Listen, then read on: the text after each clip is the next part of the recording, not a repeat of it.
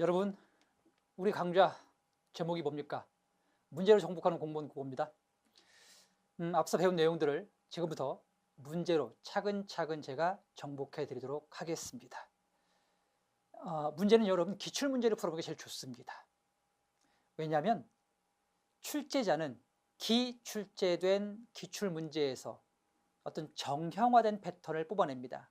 그리고 그것과 유사한 패턴의 문제를 출제하는 것이 출제의 기본 원칙이기 때문에 출제자의 눈으로 공부하기 위해서는 바로 문제를 풀어보는 것이 제일 좋은 방법인 것입니다. 같이 보시겠습니다. 먼저 이제 언어의 특성 관련 이제 문제를 풀어보겠는데요. 첫 번째 문제입니다. 밑주신 표현에서 주로 나타나는 언어의 기능은? 여러분, 언어의 기능은 우리가 화자하고 청자의 소통 맥락에서 이해를 하라고 말씀드렸죠. 화자의 언어 사용이 청자에게 미치지 않습니다. 그럼 이건 뭐죠, 여러분? 표현적 기능입니다. 하지만 화자의 언어 사용이 청자에게 영향을 미칩니다. 이런 뭐가 되는 거죠? 지령적 기능입니다.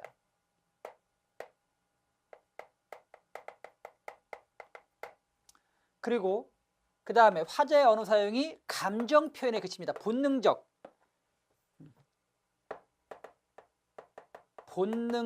표현입니다. 이러면 표출적 기능입니다. 그 다음 화자와 청자 사이에 원활한 관계, 즉 원만한 인간관계 형성을 위한 언어 사용 기능도 있죠. 그걸 뭐라 그래? 친교적 기능입니다. 원만한 인간관계 형성을 위한 기능을 말합니다. 그리고 화자가 청자에게 어떤 정보를 전달해 줍니다. 그죠? 이걸 무슨 기능? 정보적 기능. 그 다음 언어도 화장을 합니다. 말도 이왕이면 꾸밀 탓으로 간다라고 해서 말을 아름답게 꾸미는 기능, 무슨 기능? 미적 기능이라고 합니다.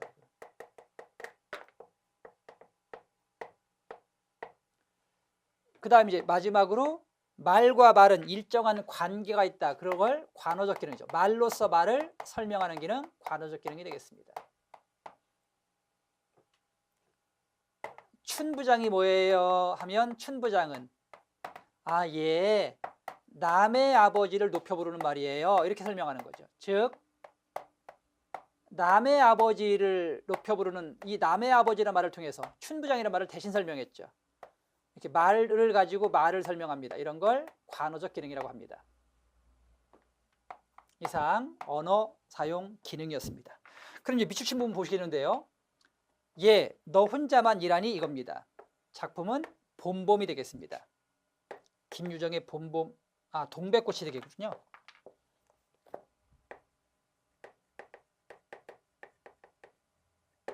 동백꽃은 문학 시간에 얘기하겠지만 나와 점순 간의 이야기거든요.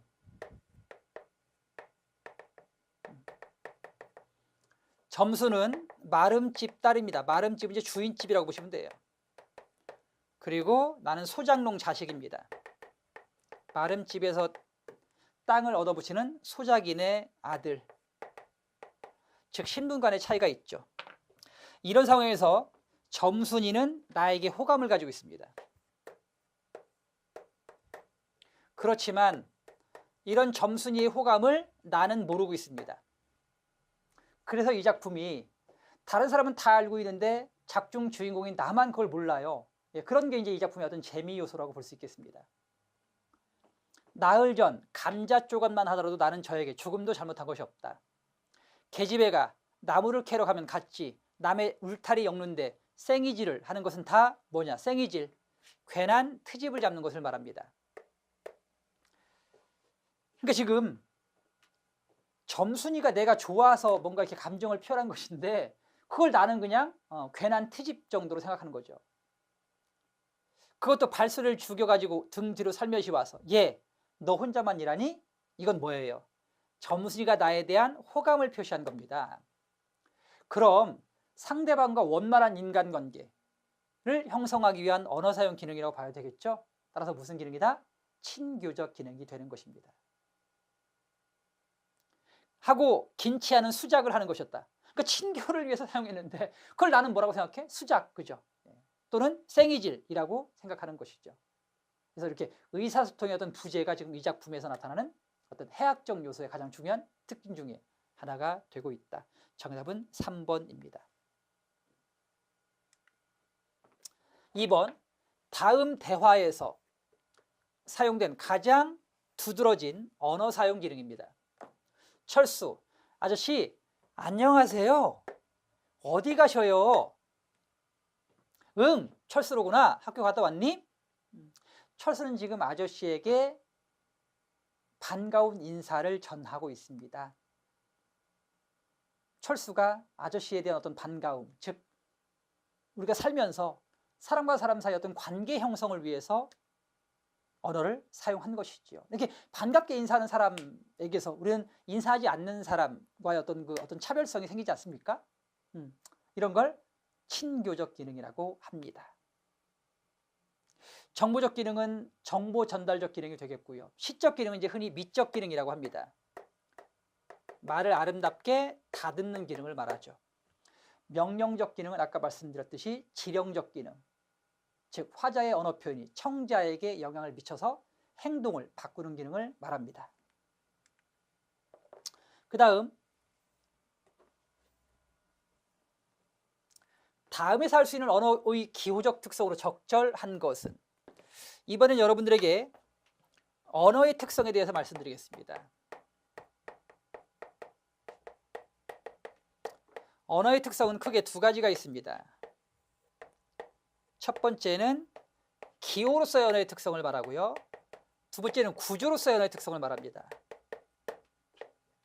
언어 기호는 첫 번째, 의미 내용과 음성 형식 사이에 필연적인 관계가 없습니다. 그걸 자의성이라고 합니다. 두 번째, 언어 기호는 사회적 약속입니다. 따라서 개인이 마음대로 바꿀 수 없습니다. 사회성입니다. 세 번째, 언어 기호는 생물입니다. 그래서 신생, 성장, 그리고 사멸의 과정을 겪습니다. 변화합니다. 역사성이 되겠죠. 그리고 언어 기호는 사실은 연결된 것인데요. 그 연결된 것을 우리는 편의상, 분절, 끊어서 표현합니다. 그 다음 언어 기호는 끊임없이 새로운 말을 생성해냅니다. 창조성입니다. 그리고 언어 기호는 각각 개별적인 것에서 공통성을 뽑아서 하나의 개념을 주는 추상성을 갖습니다. 이상 언어의 기호적 특성이었습니다. 그 다음 이제 언어 구조는요, 일정한 규칙에 의해서 적용됩니다. 그래서 규칙성입니다. 그리고 또 언어는 구조적으로 가장 작은 문법 단위인 문부터 가장 큰 단위인 문장까지 일정한 체계를 이루고 있습니다. 체계성이라고 합니다. 이상 언어의 특성이었습니다. 그럼 지문 같이 보시겠습니다. 언어는 문장, 단어, 형태소, 운으로 쪼개어 나눌 수 있다. 특히 한정된 음을 결합하여 수많은 형태소, 단어를 만들고 무한한 문장을 만들 수 있습니다.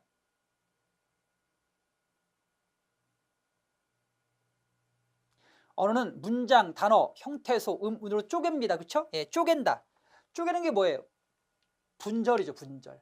예를 들면 나는 철수를 사랑한다라는 문장은요, 쪼개집니다. 나는 나와 는으로요. 다시 나는 니은과 아로 쪼개지죠. 철수로는 철수와 를로, 철수는 치읓, 그리고 리을, 그 다음에 시옷, 우로 쪼개지죠. 이렇게. 이런 걸 뭐라 그래? 언어의 분절성이라고 합니다. 그 다음 두 번째입니다. 언어는 외부 세계를 반영할 때 있는 그대로 반영하지 아니하고 연속적인 것, 사실은 연속되어 있는 것인데 편의상 분절하죠. 예컨대 무지개는 사실은 연결되어 있지만 우리는 편의상 7가지 색깔로 분절하고 있습니다. 또 하루는 연속되어 있지만 우리는 편의상 하루를 24시각으로 분절합니다. 이런 걸 언어 기호의 분절성이라고 합니다. 정답은 3번입니다. 다음 문제 보시겠습니다. 한국어의 특성으로 받지 않는 것은, 한국어는 첨가어이므로 접사나 어미가 발달되어 있다. 맞습니다. 여기 보세요. 나는 철수를 사랑한다. 여기 보시면 한국어는 나라고 하는 실질적인 뜻을 지닌 말 옆에다가 뜻이 없는 문법적인 기능을 하는 조사를 첨가시키죠. 철수 역시 뜻을 지닌 말 옆에다가 문법적인 관계를 역할하는 조사를 첨가시킵니다. 사랑한다라는 뜻을 가진 말 옆에다가 문법적인 역할을 하는 다른 말을 첨가시키죠. 이렇게. 그래서 뜻을 지닌 말 앞에 문법 역할하는 말들을 첨가시킵니다. 그리고 문법적인 역할하는 말들을 뭐라 그래? 조사, 그리고 어미, 그 다음에 접사라고 해요. 한국어에서 문법적인 기능을 담당하는 말들을 조사, 어미, 접사라고 합니다. 그러니까 1번은 맞는 얘기입니다. 2번, 한국어에서는 주어가 잇따라 나타나는 문장 구성도 가능합니다. 예를 들면 토끼가 앞발이 짧다라는 걸 한번 볼까요?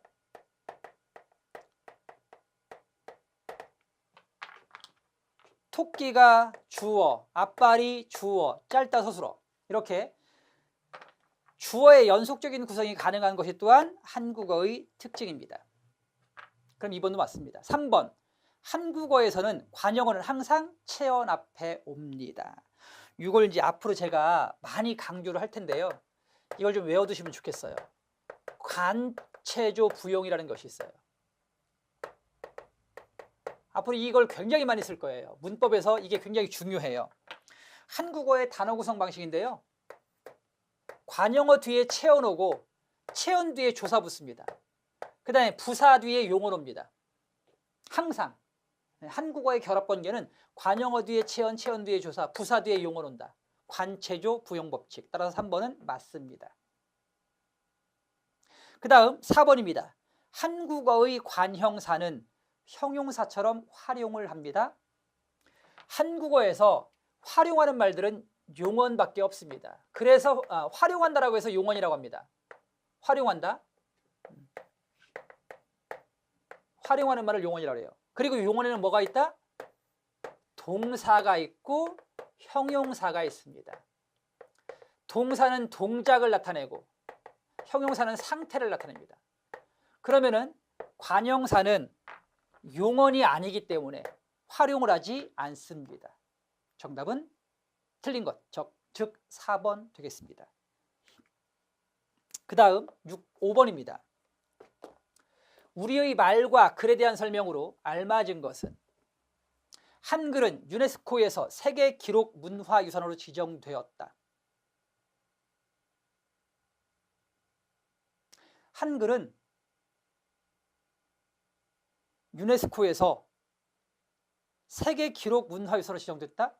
세계 기록 문화유산으로 지정된 것은 여러분 기록 문화잖아요. 기록 문화는 이제 한글은 기록 문화가 될 수 없죠. 한글은 무형 문화고요. 기록 문화, 유네스코에 지정된 기록 문화는 한글이 아니고요. 훈민정음이라는 책입니다. 훈민정음 해례본은 유네스코에서 세계 기록문화유산으로 지정됐습니다.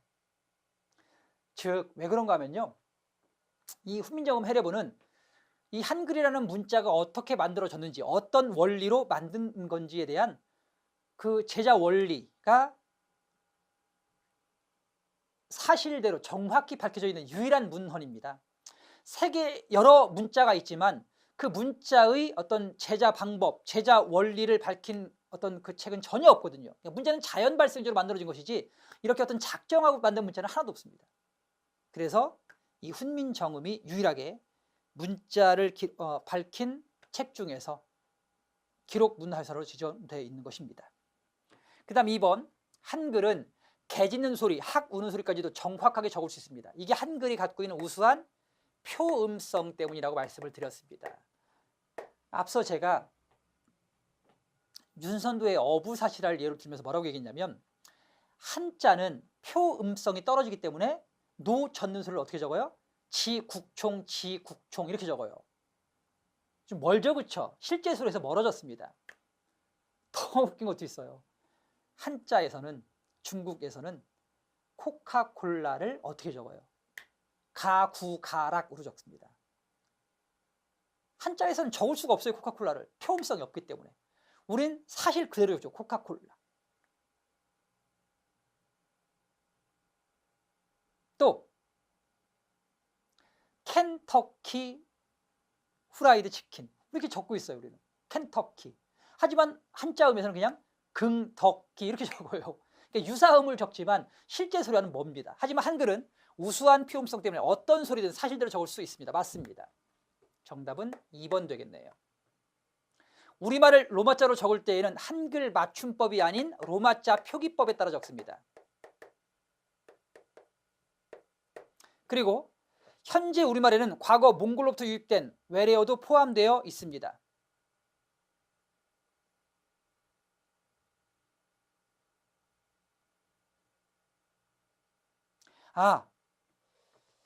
여러분, 우리말에는 과거 몽골로부터 포함된 말들이 있습니다. 예를 들면 뭐 수라, 그리고 매, 말 같은 말 다 몽고에서 온 말입니다. 그럼 2번. 만약 4번이 없으면 2번이 답이 될 텐데 2번 볼게요, 여러분. 답이 둘일 수는 없지 않습니까? 그죠? 4번 분명히 몽골로부터 들어온 말들이 있습니다. 수라, 쌍의 수라, 매, 말은 다 몽골 말들입니다. 그럼 4번. 한글이 우수한 피음성을 가지고 있긴 하지만 완벽하게 적을 수는 있다? 그건 이제 아니죠. 그죠? 예를 들면 개 짖는 소리. 우리 어떻게 적어요? 멍멍, 멍멍 이렇게 적잖아. 근데 실제 개 짖는 소리와 멍멍이라는 소리는 완벽하게 똑같지는 않죠. 그러니까 사실에 가깝게 적을 수 있다. 이게 더 정확한 표현 같습니다. 만약 4번이 없으면 2번이 답이 될 수 있으나 4번이 뭐 확실한 답이 있으니까 이 경우에는 한글이 우수한 표음성을 갖고 있긴 하지만 완벽하게 소리를 적을 수는 없다. 그렇죠? 세상에 지구상에 어떤 그 문자도 완벽하게 그 소리를 적을 수는 없습니다. 그러나 이제 그 중에서도 우수한 표음성을 갖고 있는 게 바로 무엇이다? 한글이라는 사실은 변함이 없습니다. 자부심을 가져도 좋습니다. 그 다음 중 국어의 형태적 특징으로 옳은 것은?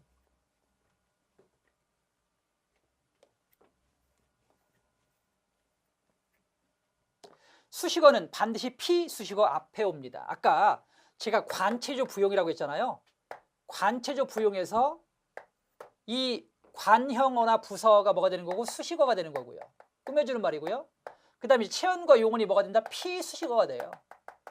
그래서 항상 수식어는 피수식어 앞에 옵니다. 맞습니다. 그런데 이건 뭐야? 형태적 특징. 형태적 특징이라는 건 단어의 특징을 말해요. 이거는 문장 구성의 특징이지 단어의 특징은 아니죠. 그래서 국어의 특징은 맞으나 형태적 특징에 해당되지 않으니까 틀렸습니다. 그 다음 2번. 동사, 형, 용사의 활용은 유사하죠? 용언이니까 활용이 유사합니다. 그리고 용언은 단어니까 형태상의 특징이 맞습니다. 3번. 문장 성분이 비교적 자유롭습니다. 이것도 맞습니다만 문제는 문장 구성상의 특징이지 단어상, 즉 단어 형태적 특징은 아니니까 이것도 문제가 요구하는 답은 될 수 없습니다. 그 다음 4번. 언어 유형 중 주어, 목적어, 동사의 어순을 갖는 SOV 문형이다. 이것도 맞습니다만 문장 구성상의 특징이지 단어 형태상의 특징은 아닌 것입니다. 그러니까 정답에 적합한 것은 2번 되겠습니다. 나머지는 모두 문장 구성상의 특징을 말하고 있는 것입니다. 1번, 2번, 3번, 4번 모두 국어의 특징은 맞습니다만 형태적 특징이 아니라는 얘기입니다. 형태는 단어상의 특징, 나머지는 모두 문장 구성상의 특징이 되겠습니다. 이런 문제 조심하셔야 합니다. 답이 없네 이렇게 하시면 안 돼요. 즉 발문, 그러니까 문제를 잘 읽으셔야 합니다. 그 다음 중 순화해야 할 일본어로 볼 수 없는 것은? 돈가스는 돼지고기 튀김이 맞습니다. 땡깡은 생떼라고 바꿔 써야 되겠죠? 땡땡이는 물방울 무늬가 맞습니다. 그 다음에 안하고는 붕장어가 맞습니다. 노다지는요 순 우리말입니다. 그래서 순화시킬 말이 아닙니다. 여러분 그냥 뭐 제가 여담인데요. 노다지란 말이 어디서 온지 아십니까? 노다지. 1920, 30년대 한반도에는 금광열풍이 불어닥칩니다. 근데 이제 그 한반도 내에 자본이 없었으니까 해외 자본이 들어와서 이제 금광을 캐내서 자국으로 이제 가져가는 것이죠. 그때 한반도에 살고 있던 우리 조선 사람들은 한 번도 금을 본 적이 없었습니다. 그러니까 금이 뭔지도 몰라요. 그냥 이제 그 선교사, 해외 자본가들이 노란색 돌덩이가 나오면 그게 이제 금이다. 그러니까 이제 그것만 찾으면 된다. 이렇게 얘기를 한 거예요. 한국인 이제 노동자, 조선인 노동자들이 이제 막 이제 광업에서 이제 돌덩이를 캐는 거죠. 근데 노란 돌덩이가 실제 나오는 거예요. 그러니까 신기하니까 막 달려듭니다. 구경하려고 달려들죠. 그때 해외 자본가가 뭐라고 얘기해요? 소중한 거니까, 귀한 거니까 손대지 마라. 그걸 뭐라 그래, 영어로? No touch, no touch. 그러니까 이제 옆에 있던 노동자들이 뭐라 그래? 이게 노다지인가 보다, 그렇죠? 그래서 노다지가 됐다는 얘기가 있습니다. 물론 이건 이제 민간 어원설입니다. 뭐 확실한 객관적 근거는 없습니다만 지금 전해져 내려오는 건 그렇게 전해져 내려옵니다. 그래서 노다지는 순우리말이지, 그죠? 예. 노타치가 변했다는 건 민간 어원입니다. 장난, 그냥 객관적인 어떤 근거가 없는 민간 어원이니까 이거는 일본어의 잔재가 아닙니다. 뭐 순우리말일 수도 있고 실제 노타치가 변했을 수도 있습니다.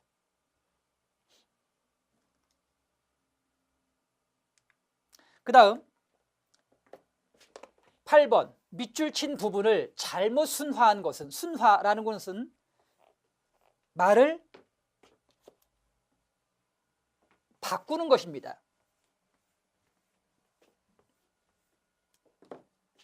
즉 어려운 한자를 순우리말로, 비속어를 고운말로, 외려를 고유어로 바꾸는 것이죠. 그렇죠? 예. 이번 호의 논문 심사 결과표를 모든 이사들께 우편물로 송달했습니다. 송달은 어려운 한자어니까 그냥 쉬운 우리말인 보냈습니다가 좋겠습니다. 2번 이번 국회의원 선거 과정에서 명예훼손으로 고소한 사건들은 선거가 끝나고 모두 철회되었다. 철회는 거두어들이다 이 뜻입니다.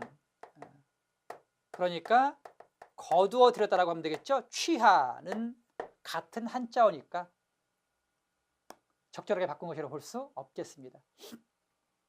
3번 아무래도 이번 조처는 부속기관들을 통폐합하려는 당국의 의사를 관철하기 위한 수순, 이것도 한자어니까 순서, 우리식 한자어인 순서가 더 적절합니다. 그 다음 이 건물 출입문에는 자동 시건장치, 일본식 한자어입니다. 따라서 잠금장치가 적절하겠습니다. 정답은 2번이 잘못 고쳐졌습니다. 9번입니다. 다음은 국어순화 사례를 제시한 것이다. 잘못 제시한 것은, 즉 잘못 고친 것을 찾는 것입니다. 오늘 아침 잇따른 접촉사고로 차가 많이 밀렸다. 잇따른을 잇단으로 고쳐야 된다? 관계없습니다. 잇따른은 써도 맞습니다. 잇단으로 고칠 필요가 없습니다. 잇따르다가 기본형이니까 잇따르다에다가 관형 사용어미 니은이 붙은 겁니다. 그래서 잇따른으로 써도 무방합니다. 근데 이제 문제는요, 이런 겁니다. 보세요. 잇달다라는 말이 있습니다, 여러분. 잇달다, 잇따르다, 잇달다, 유의적 관계에 있는데요. 잇달다 다음에 뭐가 오면, 니은이 오면, 그때는 보세요. 아까 여러분, 자, 리을이 노래방 오심, 노래방 오심 앞에서 리을이 탈락한다고 했죠. 그러니까 니은 앞에서 리을이 탈락해서 뭐가 되는 거예요? 잇달다 다음에 니은이 오면 잇단이 되는 겁니다. 알겠습니까? 그래서 잇단, 이때는 잇단이 맞지만 이거는 잇따르다니까 잇따른이 맞습니다. 그래서 관계 없습니다. 그래서 잇단으로 쓰시면 되고요. 아니면 잇따른으로 쓰시면 됩니다. 잘못 제시했습니다. 그 다음 센스 있게, 센스란 말은 외래어니까 눈치 있게, 고수부지는 일본식 한자어니까 둔치가 맞겠고요. 지부는 어려운 한자어니까 순우리말인 몫이 더 적절합니다. 정답은 1번입니다. 10번입니다. 다음 중 차별적인 언어 표현이 나타나 있지 않은 것은, 직업차별어 또는 성차별적인 표현들이 우리 언어 상황에서 사용되고 있는데요. 이런 것들은 모두 고쳐야 할 것입니다. 그것은 학교에서 학부형들에게 직접 설명할 일인 것 같군요. 학부형. 여러분, 이 말 참 요즘도 쓰시는 분들이 있어요. 학부형은요, 학생의 부아버지와 형입니다. 어떻게 학부형입니까, 여러분? 학부모죠, 그쵸?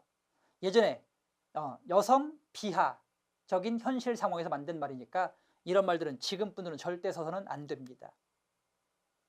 부와 대등한 관계는 모지 절대 형이 아닙니다. 그 다음 이 소설은 작가의 처녀작으로, 처녀작, 그러니까 첫 작품이란 뜻인데요. 되게 처음인 경우 좀 미흡하죠. 그래서 이제 처녀라는 그 여성적 표현을 쓴 겁니다. 뭔가 좋지 않은 것에는 꼭 이제 이 여성적 표현을 씁니다. 이것도 마찬가지 성차별적 표현입니다.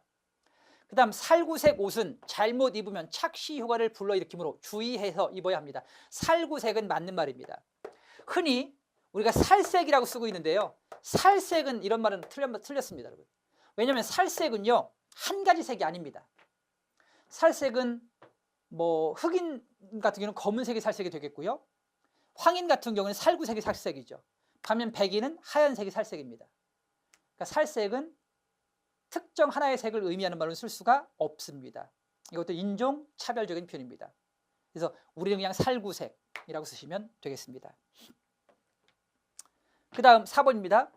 복지 정책이 날로 더 발전하고 있으니 미망인, 미, 아니다, 망, 죽지 않은 여자, 그죠? 그러니까 이것도 가혹한 여성 차별적인 언어 사용입니다. 그럼 자, 성차별적인 표현 또는 차별적인 표현이 들어있지 않은 표현들은 3번 되겠습니다.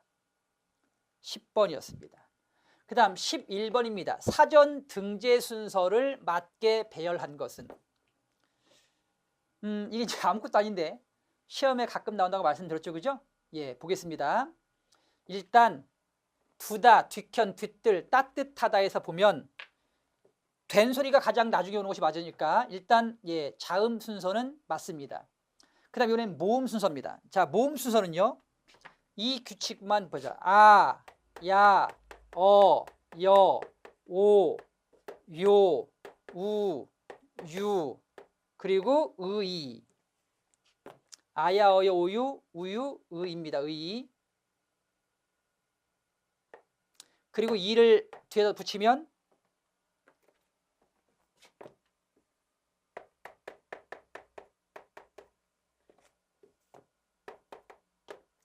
이를 뒤에다 붙이면 뭐가 돼요?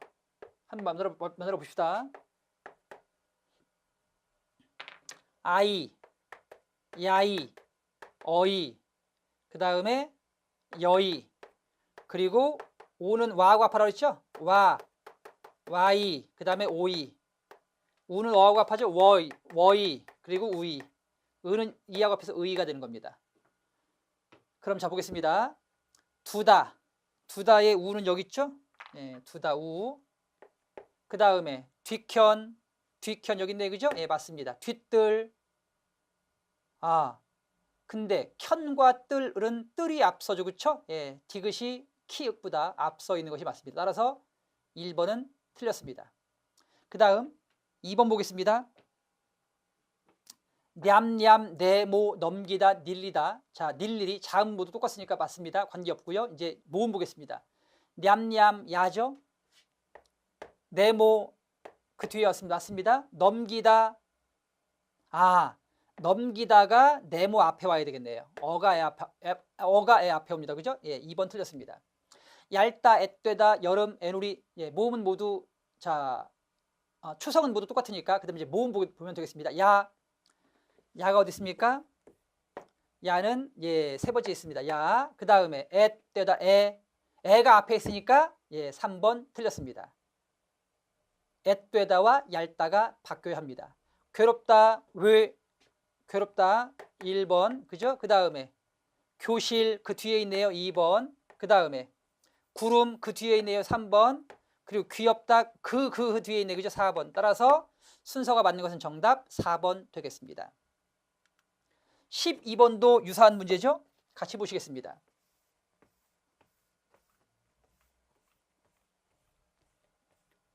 12번. 다음 단어를 사전에 수록된 순서대로 바르게 나열한 것은 우엉, 외가리, 위상, 그리고 웬만하답니다. 그럼 이번엔 여러분들이 직접 해보시겠습니까?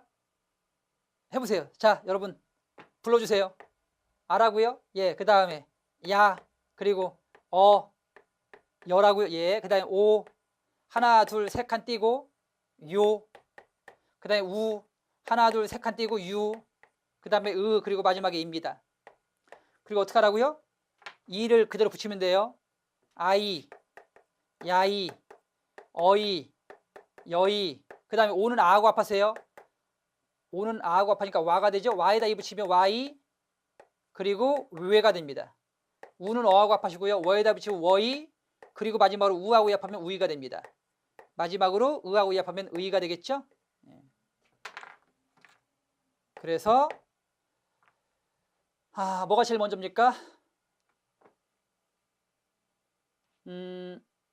뭐가 제일 먼저예요? 우는 어디 있습니까? 우. 자, 우는 여기 있네요. 그 다음에 외가리는 외는요? 외는 그 앞에 있고, 그러니까 외가리가 앞에 와야 되겠죠? 외가리 우엉입니다. 그 다음에 위는 어디 있습니까? 위. 위는 그 뒤에 있네요, 그죠? 그러니까 외가리 우엉 위상. 그 다음에 웬만하다는요? 위에 앞에 있네요. 따라서 외가리 우엉 웬만하다 위상. 외가리 우엉 웬만하다 위상. 정답은 1번입니다. 12번 풀었습니다. 마지막 13번입니다. 다음 단어를 국어사전에서 표제어로 실을 때 제대로 배열한 것은, 그럼 다시 하겠습니다. 웬일, 마지막입니다. 웬일, 왜곡, 와전, 외가입니다. 그럼 보세요. 뭐가 제일 먼저 하겠습니까? 웬일, 웬 어디 있습니까? 웬일, 자, 웬일은 여기 있습니다. 웬일. 그 다음에 두 번째 왜곡입니다. 왜곡은 그 앞에 있죠, 그죠? 예, 그래서 왜곡은 웬일보다 앞에 있습니다. 그 다음 와전입니다. 와전은 왜곡 앞에 있습니다. 와전입니다. 그리고 이제 마지막 외가입니다. 외가는 왜곡 뒤에 있습니다. 그래서 순서는 와전, 왜곡, 외가, 웬일, 디귿, 그리고 니은, 그 다음 리을, 기역 되겠습니다. 따라서 정답은 몇 번입니까? 다시 한번. 와전이 몇 번? 와전이 디귿, 왜곡은 니은, 외가는 리을, 웬일은 기역입니다. 따라서 디귿, 니은, 리을, 기역입니다. 디귿, 니은, 리을, 기역. 그러니까 정답은 3번 되겠습니다. 이렇게 해서 언어의 특성과 한국의 특징과 관련된 문제를 모두 풀어봤습니다. 여러분 수고하셨습니다. 감사합니다. 다음 시간에는 음운과 음운 변동에 대해서 관련된 문제 풀어보도록 하겠습니다.